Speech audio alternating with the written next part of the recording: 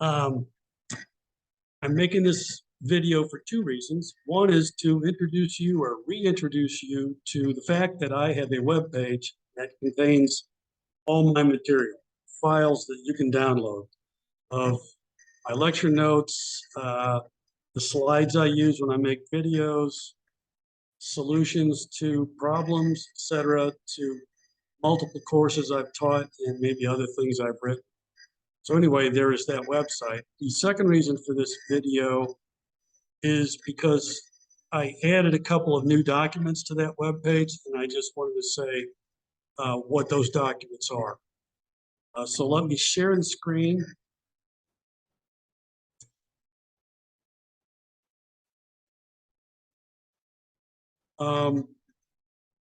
Hopefully you can see my cursor.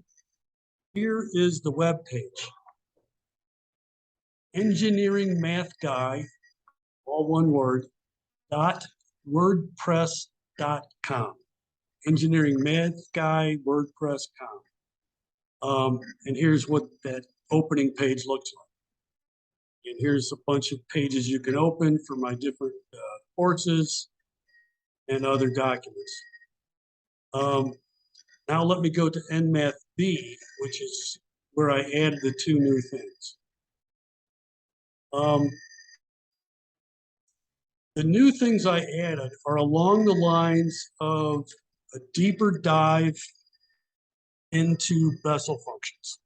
Why did I care about that? Because for some reason, the most popular videos I have on YouTube are the Bessel function videos. So I thought maybe I'd add a little bit more about Bessel functions. So here we are in, oh, what happened here? Oops, I pressed slide instead of notes. Let me go back. EnMath B lecture notes. Clicked on the wrong thing the first time. So I'm adding these things because there seemed to be some interest in Bessel functions, and there were some things I just stated without derivation.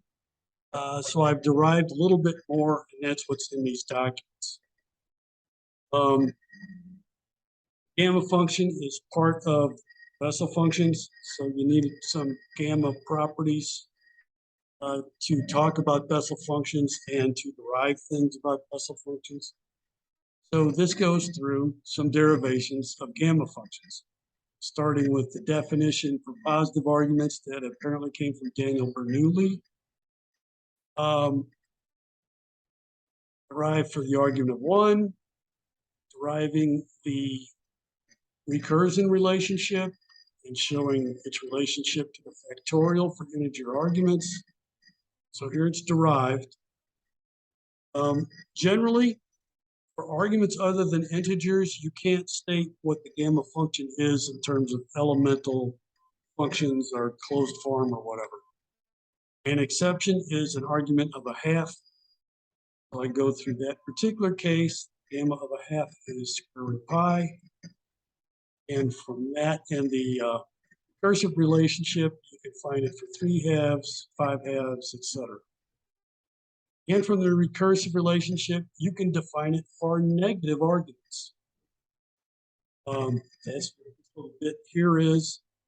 And you'll see that for arguments of 0, -1, -2, etc., it becomes unbounded. You get a division by 0.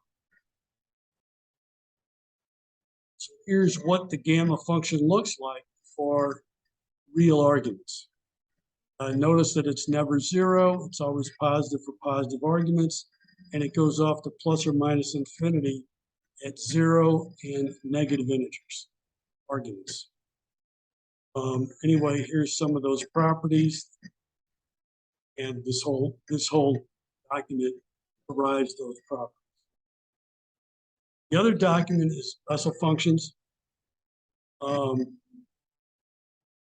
Some of this is repeated from my original document on Bessel functions. This adds some derivations, not all. Here's what the Bessel function is of order nu. We talk about the indicial roots, and it's 0 is a regular singular point, so it is Frobenius series, Frobenius method problem. We always know we can find at least one solution using the Frobenius method for the larger indicial root. It's a little bit painful. It itself involves the gamma functions, so we can write it in simplified form. At least there's a pattern to the coefficients, gamma function, so that here's the solution using the larger indicial root, and that's what we called Bessel function of the first kind, denoting it as J.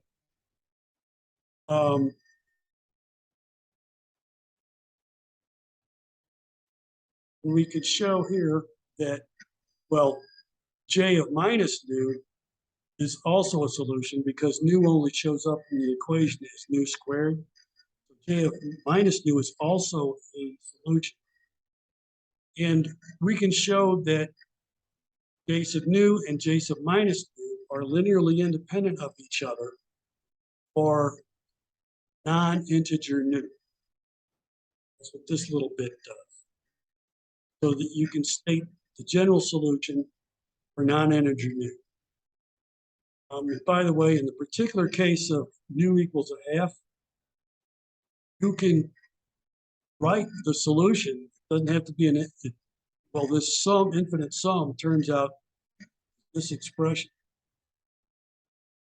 x to the minus half times sine x, in that particular case. What else?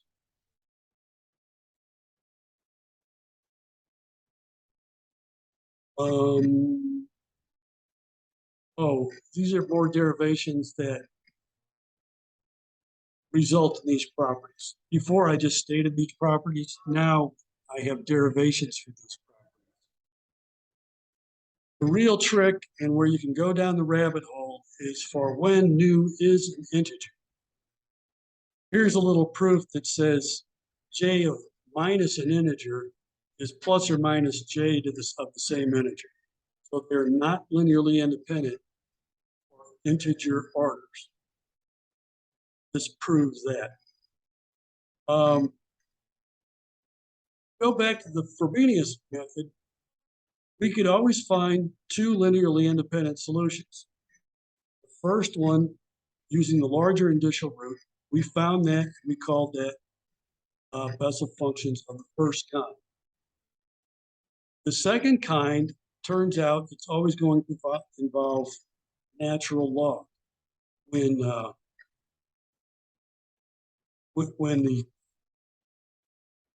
indicial roots differ by an integer. We'll end up showing that,